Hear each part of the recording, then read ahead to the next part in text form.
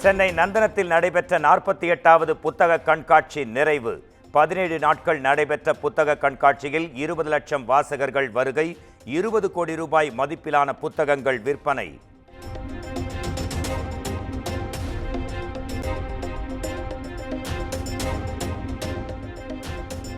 ஆளுநர் RN ரவிக்கு ஆளுநர் என்ற ஆணவம் இருக்கிறது.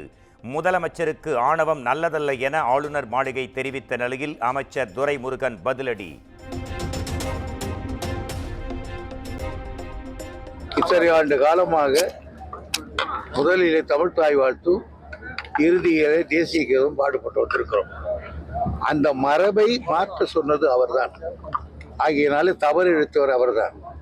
அவர் பார்த்து முதலமைச்சரை ஆணவம் என்கிறார். ஆனால் அவருக்கு கவர்னர் என்கிற திமிர் இருக்கிறது.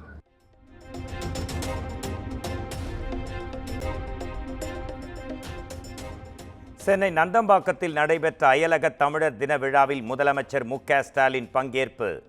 அயலக தமிழர்களுக்கான விருதுகளை வழங்கி கௌரவித்தார்.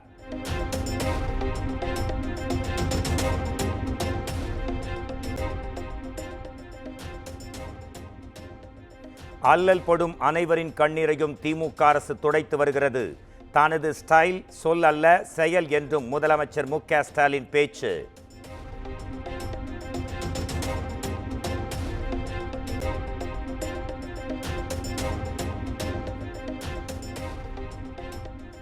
முதலமைச்சர் மு.க. ஸ்டாலினுடன் செல்ஃபி எடுத்துக்கொண்ட அயலக தமிழர்கள்.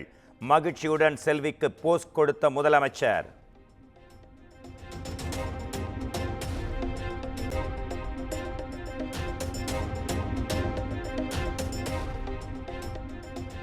இலங்கை கடற்படை கைது செய்துள்ள தமிழக மீனவர்களை விடுவிக்க நடவடிக்கை எடுக்க வேண்டும்.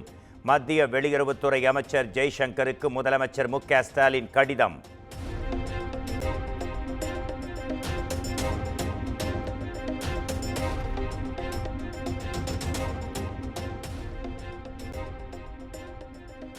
ஈரோடு கிழக்கு தொகுதி இடைத்தேர்தலில் வருகிற 17ஆம் தேதி வேட்புமனு தாக்கல் செய்கிறது திமுக. திமுக வேட்பாளர் சந்திரகுமார் வேட்புமனு தாக்கல் செய்ய இருப்பதாக தகவல்.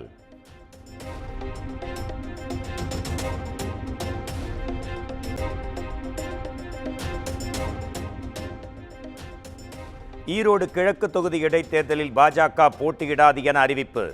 அதிமுக தேமுதிகவை தொடர்ந்து இடைத்தேர்தலை புறக்கணித்தது பாஜக.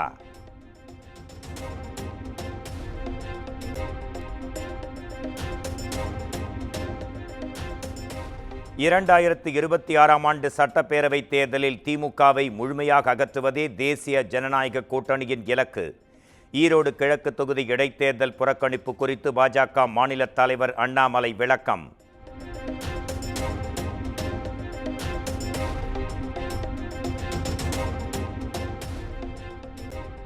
இரண்டாயிரத்து 23 இடைத்தேர்தலின் போது பொதுமக்களை பட்டியல் அடைத்து வைத்து கொடுமைப்படுத்தியது திமுக.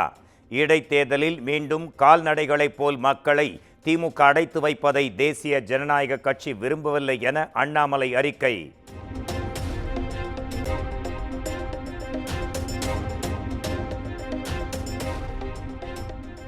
ஈரோடு கிழக்கு தொகுதி இடைத்தேர்தலில் நாம் தமிழர் கட்சி நிச்சயம் போட்டியிடும். பொங்கல் திருநாளன்று வேட்பாளரை அறிவிப்போம் என்றும் சீமான் பேட்டி.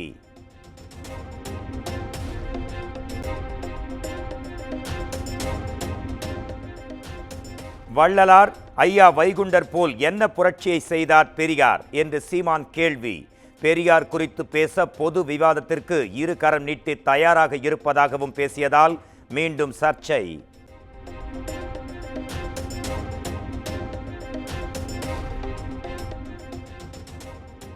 அரசியல் செய்ய வேண்டும் என்று பெரியாரை அவதூறாக பேசும் நண்பர்களை கண்டால் பரிதாபமாக இருக்கிறது.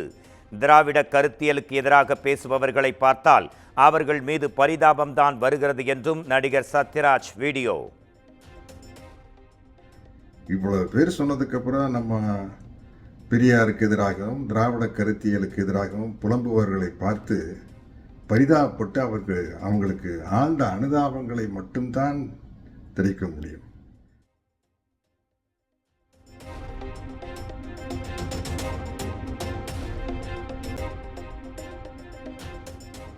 டங்ஸ்டன் சுரங்கம் குறித்து தன் மீது பொய்யான குற்றச்சாட்டு தெரிவித்த முதலமைச்சர் ஸ்டாலின் மீது நாடாளுமன்றத்தில் உரிமை மீறல் நோட்டீஸ் வழங்கி நடவடிக்கை எடுப்பேன். அதிமுக எம்பி தம்பிதுரை ஆவேசம்.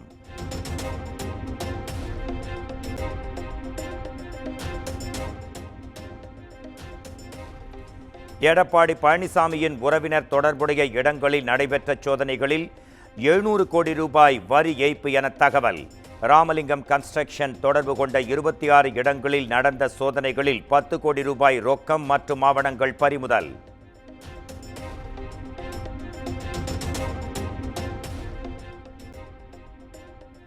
இல்லத்தின் முன்பு இன்பம் பொங்கும் தமிழ்நாடு என்று வண்ணக் கோலமிட்டு தைமகளை வரவேற்போம். பொங்கல் பண்டிகையை முன்னிட்டு முதலமைச்சர் மு.க. ஸ்டாலின் வாழ்த்து.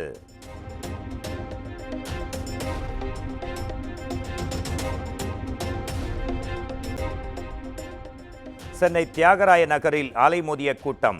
பொங்கலுக்கு புத்தாடை வாங்க குவிந்த பொதுமக்கள்.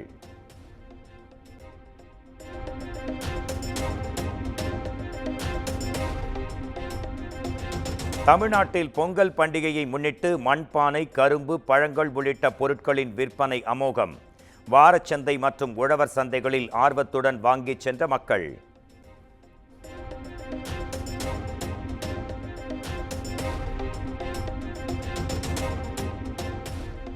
திருச்செந்தூர் சுப்பிரமணிய சுவாமி திருக்கோயிலில் அலைமோதிய பக்தர்கள் கூட்டம். கடலில் புனித நீராடி நீண்ட வரிசையில் நின்று பக்தர்கள் சுவாமி தரிசனம்.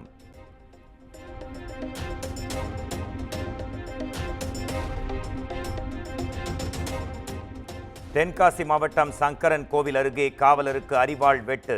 சரித்திர பதிவேடு குற்றவாளியின் இருப்பை பதிவு செய்ய சென்ற காவலரை வெட்டிய ரவுடியால் பெரும் பரபரப்பு.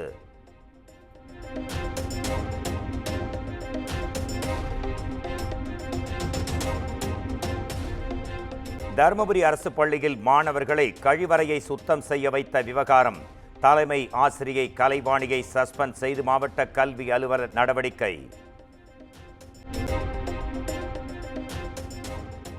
வேலூர், ராணிப்பேட்டை, திருவண்ணாமலை ஆகிய மாவட்டங்களில் திங்கட்கிழமை கனமழை பெய்யக்கூடும். சென்னை வானிலை ஆய்வு மையம் கணிப்பு.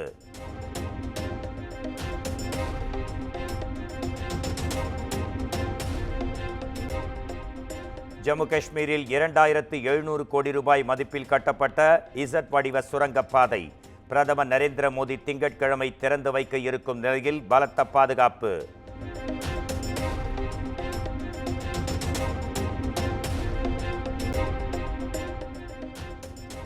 அமெரிக்காவின் கலிபோர்னியாவில் ஏற்பட்ட காட்டுத் தீயில் சிக்கி உயிரிழந்தவர்கள் எண்ணிக்கை 16ஆக அதிகரிப்பு. அமெரிக்க வரலாற்றில் இது மோசமான பேரழிவுகளில் ஒன்று என டொனால்ட் ட்ரம்ப் வேதனை.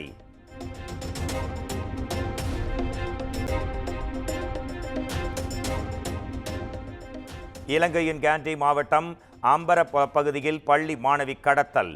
காரில் கடத்திச் செல்லும் சிசிடிவி காட்சிகள் வெளியாகி பெரும் பரபரப்பு.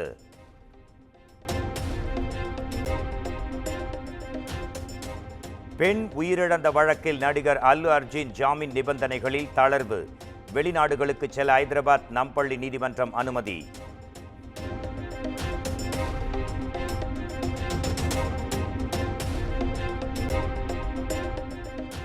அமெரிக்க அதிபராக டொனால்ட் ட்ரம்ப் பதவியேற்கும் நிகழ்வில் பங்கேற்கிறார் மத்திய அமைச்சர் ஜெய்சங்கர்.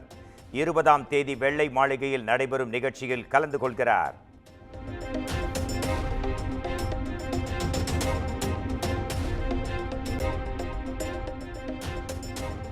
துபாயில் நடைபெற்ற 24 மணி நேர சீரீஸ் கார் பந்தயத்தில் இந்தியா சார்பில் பங்கேற்ற அஜித் குமார் அணி 3வது இடம். பந்தயத்தின் இடையில் கார் பிரேக் செயல் இழந்து நின்ற நிலையிலும் அஜித் குமார் அணி 3வது இடம் பிடித்து அசத்தல்.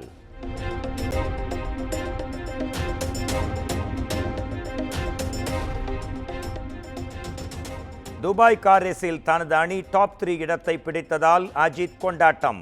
தேசிய கொடியை கையில் ஏந்தி ரசிகர்களுடன் சந்திப்பு.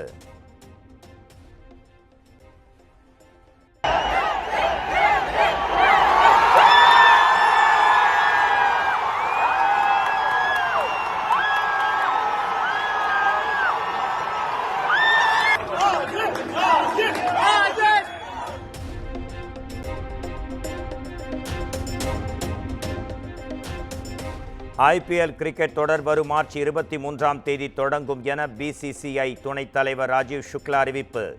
நடப்பு தொடரில் ஐபிஎல் அணிகள் புதிய வீரர்களுடன் களமிறங்குவதால் எதிர்பார்ப்பு அதிகரிப்பு.